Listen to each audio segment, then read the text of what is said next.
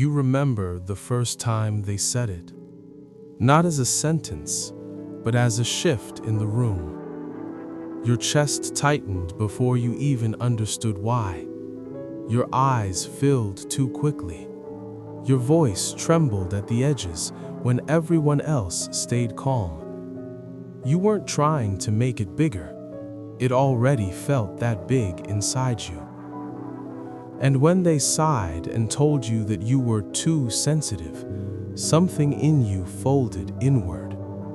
You learned that your reactions were excessive, that your feelings were inconvenient, that your nervous system was somehow wrong. So you started watching yourself, monitoring, measuring, shrinking. Because if your feelings were too much, then what did that make you?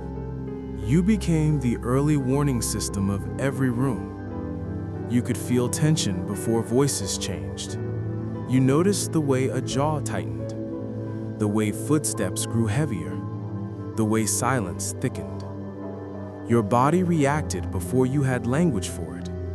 A racing heart, a shallow breath, a sudden urge to fix everything.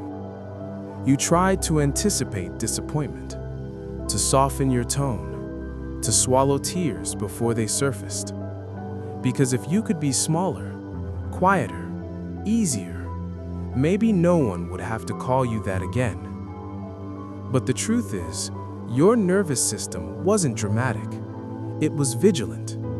It had learned that emotional intensity meant danger. So it stayed alert, always. But something else happened. You stopped trusting your feelings. When you cried, you questioned it. When you hurt, you minimized it.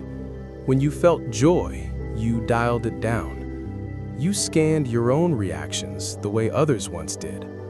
You became your own critic, too reactive, too emotional, too intense.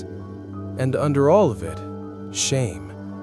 Not because you were cruel, not because you were selfish, but because you felt deeply. The world called that weakness, so you tried to become numb. And when numbness didn't come easily, you wondered what was wrong with you. But you were never broken. You were adaptive. Your system learned to read the room because it had to. It learned to anticipate storms because storms had patterns. It learned to quiet your needs because connection mattered. Sensitivity wasn't excess, it was information. You absorbed the emotional climate. You translated subtle shifts. You felt what others dismissed. You weren't weak, you were attuned. And attunement in the wrong environment feels like a flaw. But in truth, it was intelligence shaped by survival.